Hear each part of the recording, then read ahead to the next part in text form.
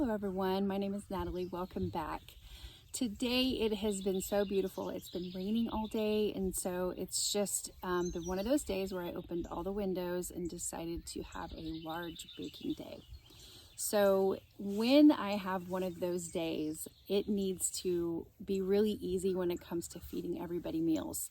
If you're a busy mom, a busy wife, and you've got a lot going on at home, gardening can be hard and baking can be hard of all the extra things that you've got going on. Plus you've got to serve meals. So my rule of thumb is if I'm going to have a large baking day, or maybe a day of weeding or going through the garden and turning everything over, it's going to have to, in my schedule anyway, the meals are going to have to be somewhat easy.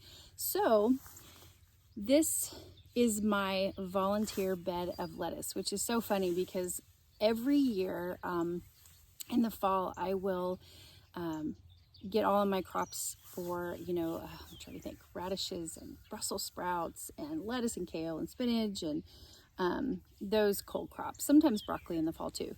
But what usually tends to come back, usually I will see them late February or middle of March where we live, and I will see this lettuce popping back up from what I had planted last fall. That has just, hung out in the garden all winter long. And so it's a nice surprise that when I've planted my other beds of lettuce and kale, which is clear on the other side of the garden this year, it's really nice to see this popping up because I look at it like free food, which it is.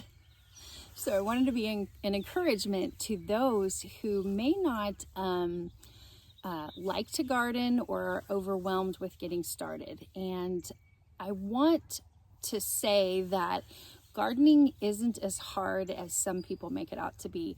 I think things can be simplified with a few tricks and tips that you could be learning from other people.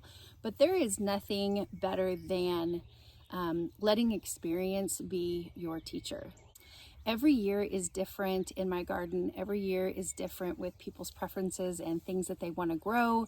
My kids from year to year will change things. One child loves green beans, but this year that one wanted to do peas, and that's completely fine. And so if you can get your family excited about the things that they grow, they're also going to be excited about eating it too. So with this bed, I don't know, it's really fun to see all of the new things that pop up every year. I didn't expect actually this bed to make it because I actually overturned some of it. So that tells me that the seeds that lay dormant all winter really didn't get damaged with my beds that I overturned. So when I saw this in March, I completely left it, and the whole bed is full of butter crunch and volunteer kale. So because I was baking all day, I'm going to go ahead and cut a lot of this so I can serve it for supper. And I'm going to probably throw in some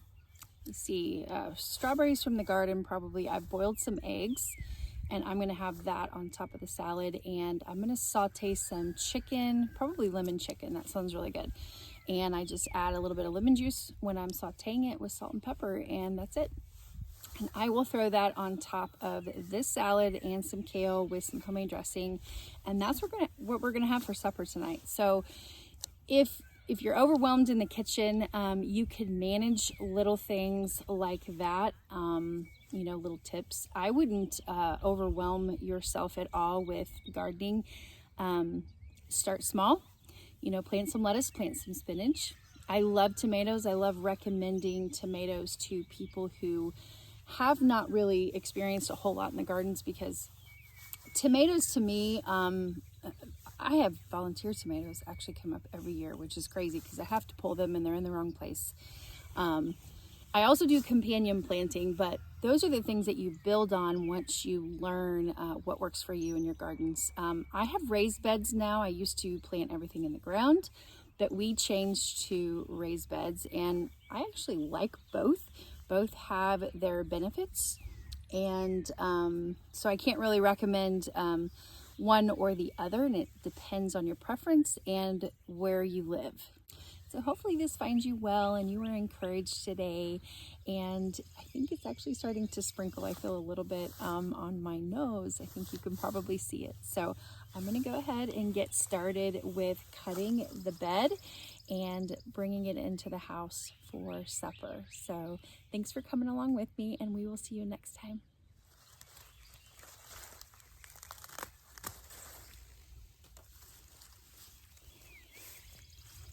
So all I really did was I cut it right at the root system, right where the dirt starts. So that's all I did.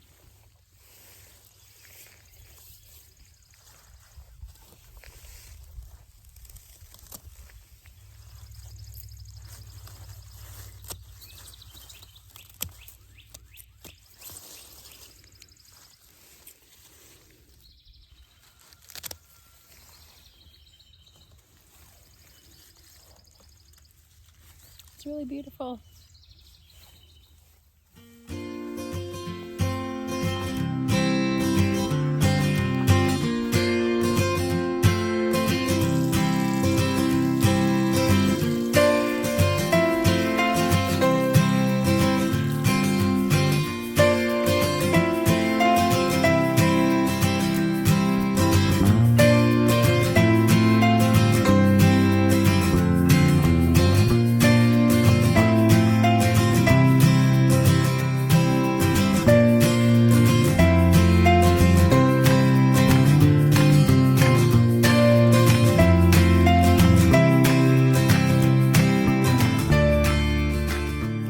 So communication is key, right, guys?